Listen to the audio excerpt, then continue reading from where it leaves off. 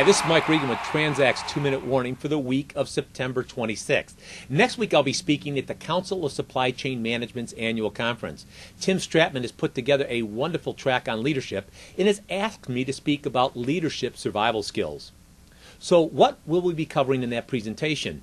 Well, one of the things we will be talking about is the fact that great leaders have an ability to see into the future in order to understand the issues that will affect their company's operations and profitability.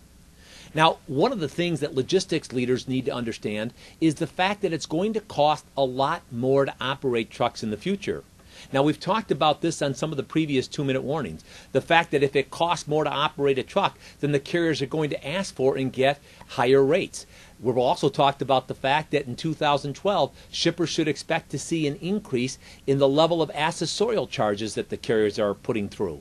But one of the things we also want to bring to your attention is the need to take a look at what's happening at the state level. Now, for example, in the state of Illinois, they've hiked the tolls by 85 to 90%. That's a lot. But in New York and New Jersey, they've hiked tolls by 125 to 180%. And that's a lot too.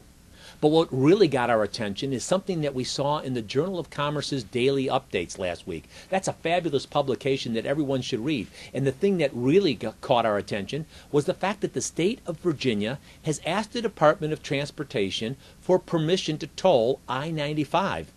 Now, the people on the East Coast know that that's one well-traveled interstate. How many vehicles go up and down that interstate on a daily basis? We don't know, but we suspect it's a lot of trucks and cars. Now, if that brings the fact home that you're going to be paying more for transportation costs, then it leaves the question out there.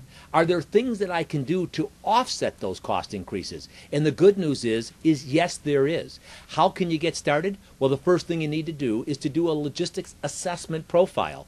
And in this profile, we need to understand where the freight's moving and what percentage of the freight's going to be impacted by things like increases in tolls within states. And the second thing we need to do is to develop an alternative that looks at all of our processes and practices in the supply chain area to identify where we can offset some of the costs from using higher priced vehicles. Now, with each 2-minute warning, we want to remind you we're on your team and we're here to help. So if you have some comments or questions, give us a call or send us an email. Thanks for your time.